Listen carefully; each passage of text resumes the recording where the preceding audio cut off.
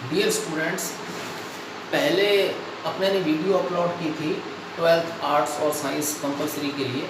आज फिर next video है और ये वीडियो भी पोइम ही है। और आज जो पोइम ली हमने वो पोइम है द स्नेयर, और जो पोइट है जेम्स स्टीफनसन। ये पोइट का नाम है। आज की जो पोइम है द स्नेयर, स्नेयर का मतलब जैसा आप जानते हो जाल। स्नेयर किसको बोलते हैं? जाल को। ये जो पोइम है प्रेजेंट पोइम, ये पोइम भी रिलेटेड किससे है? नेचर से रिलेटेड है। ठीक है, नेचर से रिलेटेड है, नेचर के ऑब्जेक्ट से रिलेटेड है, नेचर की जो चीजें हैं उनसे रिलेटेड है। और जैसा कि हमने पिछली पोइम के अंदर कहा था, बात की थी, नोबल नेचर के अंदर हमने बात की थी, ए बॉय सॉन्ग के अंदर बात की थी कि वो दोनों पोइम में भी किससे रिलेटेड थी? नेचर से। ये तीसरी पोइम भी नेचर से रिलेटेड है। और जैसा ए बॉय सॉन्ग पोइम के अंदर एक यूनिवर्सल अपील थी, उसी तरह से ये जो पोइम है द स्नेयर, वो भी एक यूनिवर्सल अपील करती है। यूनिवर्सल अपील किससे यूनिवर्सल अपील की जाती है? ह्यूमन बीइंग से। ह्यूमन बीइंग, मानव से। किसके बारे में अपील की जाती है? ये अपील की जाती है नेचर के लिए और नेचुरल ऑब्जेक्ट्स के लिए। यहाँ पोइट है, यहाँ भी पोइट जीव जंतुओं के बारे में बात करता है। और यहाँ पर हमें जेम्स स्टीफनसन ये बताते हैं कि जिस तरह से हमें पिंजरों में रहना पसंद नहीं है, हमारा दम घुटता है और हम स्वतंत्रता चाहते हैं, आज़ादी से रहना चाहते हैं, वैसे ही जो पशु हैं, पक्षी हैं, वह भी क्या चाहते हैं? वह भी आज़ादी चाहते हैं। जीव जंतु भी किसको पसंद करते हैं? स्वतंत्रता को पसंद करते हैं। अपने खुद के तरीके से वो जीवन जीना चाहते हैं। तो यहाँ पर पोइट है, वो पोइट कहता है कि जो स्नेयर है, जो जाल है, वो जाल नहीं होने चाहिए। किसके लिए? जीवों के लिए, पक्षियों के लिए, इनके लिए जाल नहीं होने चाहिए। उन्हें जाल के अंदर बंद नहीं करना चाहिए। पोइट की जो पोइम है, ये पोइम ये बताती है कि पोइट बहुत ही सेंसिटिव है। सेंसिटिव,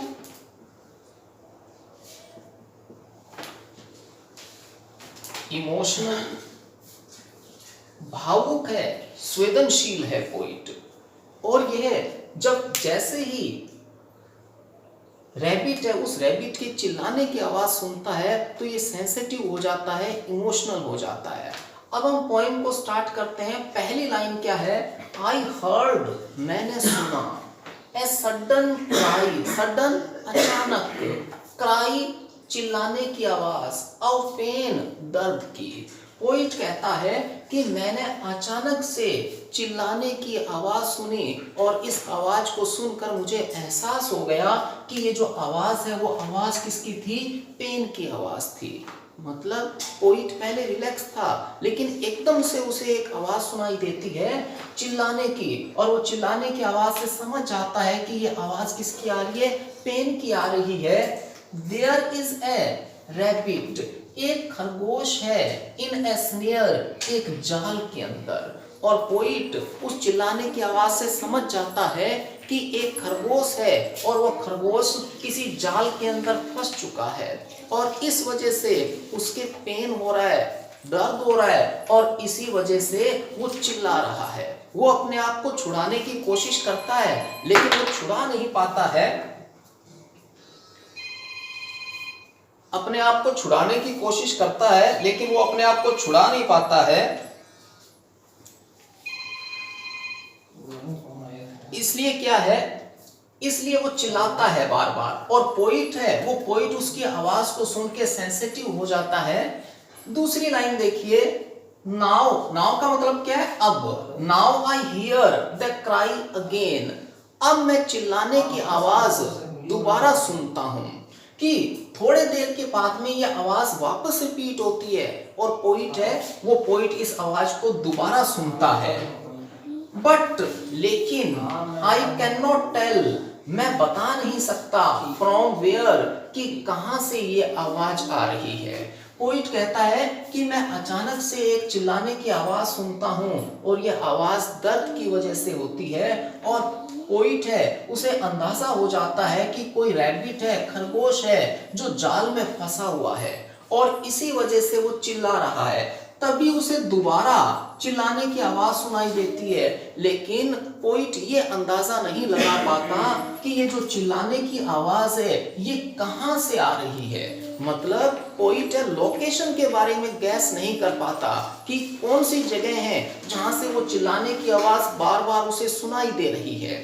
उस खरगोश की चिल्लाने की आवाज है उससे ये रेस्टलेस हो जाता है। रेस्टलेस का मतलब क्या होता है? बेचैन होना। रेस्टलेस, बेचैन होना। पोइट बेचैन हो जाता है और वो कोशिश करता है कि वो आवाज उस जगह को ढूंढे जिस जगह से ये आवाज आ रही है। फिर नेक्स्ट लाइन अपनी, but I can not tell from where, लेकिन मैं बता नहीं सकता कि कहां से ये आवाज आ रही है। अब यहां देखिए आप, ये इस स्टैंजा की लाइन थी, फर्स्ट, सेकंड, थर्ड और फोर्थ। ये एक स्टैंजा पूरा हो गया। अब ये दूसरा स्टैंजा शुरू हुआ है और दूसरे स्टैंजा की ये जो लाइन है ये लाइन पोइट ने सेम रिपीट कर दी। पहले स्टैंजा की जो लास्ट लाइन थी वही दूसरे स्टैंजा की फर्स्ट लाइन है। यहाँ पर सेम जब लाइन रिपीट कर दी जाती है या लाइन का एक पार्ट रिपीट कर दिया जाता है तो हम उसे बोलते हैं रिफ्रेन। ये क्या है? रिफ्रेन। ये अलंकार है, एक लिटरेरी टर्म है। जब हम पोइम है उस पोइम की एक पूरी लाइन को दोबारा रिपीट करते हैं या उसके एक हिस्से को रिपीट करते हैं तो उसे कहा जाता है रिफ्रेन। तो यहाँ पर पोइट ने रिफ्रेन का यूज किया है और उसने अपने दूसरे स्टैंजा में वही लाइन, फर्स्ट स्टैंजा की लास्ट लाइन है, उसे रिपीट किया और उसने कहा कि मैं ये नहीं पता लगा पाया कि ये आवाज कहां से आ रही है। ही इज कॉलिंग, ही यहां किसके लिए आया है? रैबिट के लिए, खरगोश के लिए। ही is calling out. Calling out का मतलब क्या है? कॉल आउट से बनाइए पुकारना। फॉर एड, एड का मतलब क्या है? हेल्प, सहायता। He is calling out for aid, वह सहायता के लिए पुकार रहा है। कि जैसे ही पोइट उसके चिल्लाने की आवाज सुनता है, बार बार सुनता है, तो पोइट है उसे पता लग जाता है, उसे एहसास होता है, वो फील करता है कि जो रैबिट है वो रैबिट सहायता के लिए चिल्ला रहा है। क्राइंग, क्राइंग चिल्लाता है। On the frightened air, air का मतलब क्या है? हवा, माहौल। फ्राइटन का मतलब क्या है? डरा देना। और जब वो चिल्लाता है तो चिल्लाने से क्या होता है? वहां का सारा माहौल डर से भर जाता है, वहां की एयर है वो डर से भर जाती है। कारण क्या है इसका? देखिए, इसका कारण ये है कि जब रैबिट चिल्लाता है पेन की वजह से तो एक डर का माहौल पैदा होता है और दो दूसरे जीव जंतु हैं वो जंतु भी क्या हो जाते हैं? अलर्ट हो जाते हैं। वो भी उसके चिल्लाने की आवाज और पेन की आवाज को सुनकर वो भी डर जाते हैं और सारा माहौल कैसा बन जाता है? डरावना बन जाता है। मेकिंग, और ये इसके चिल्लाने की आवाज मेकिंग बनाती है एवरीथिंग, प्रत्येक चीज को, अफ्रेड भयभीत, डरा हुआ। प्रत्येक चीज से यहाँ पर मतलब क्या है कि वहां जितने जीव जंतु है वो सब उसके चिल्लाने की आवाज से क्या हो जाते हैं? डर जाते हैं, भयभीत हो जाते हैं। Making everything afraid. अब यहां फिर हमने उसी लाइन को, स्टेंजा की लास्ट लाइन को नेक्स्ट स्टेंजा में रिपीट कर दिया। फिर किसका यूज हो गया? रिफ्रेन का यूज हो गया। फिर दोबारा मेकिंग एवरीथिंग अफ्रेड, और उसके चिल्लाने की आवाज प्रत्येक चीज को डरा देती है। रिंकलिंग अप, देखो रिंकल का मतलब क्या होता है? रिंकल का मतलब होता है झुर्रियां। और हम जब चेहरा हमारा सिकुड़ जाता है तो उसको भी क्या बोलते हैं? रिंकल बोलते हैं। Wrinkling up his little face, अपने छोटे से चेहरे को वो सिकुड़ लेता है। As he cries again for aid, जब वह दोबारा सहायता के लिए चिल्लाता है, कि दोबारा जब वो सहायता के लिए चिल्लाता है तो वो अपने छोटे से चेहरे को दोबारा सिकुड़ लेता है। And I can not find the place, और मैं जगह नहीं ढूंढ पाता कि कौन सी जगह है जिस जगह पर वह जाल के अंदर फंसा हुआ है। अब इसकी लास्ट लाइन और बच गई है, जिसमें पहली लाइन क्या है, and I can not find the place, और मैं जगह नहीं ढूंढ पाता।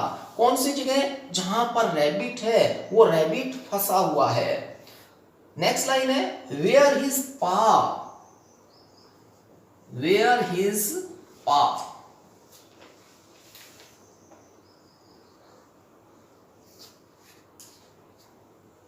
Is in snare. फिर नेक्स्ट लाइन है, लिटल वन, एक्सक्लेमेटरी साइन है, ओ लिटल वन।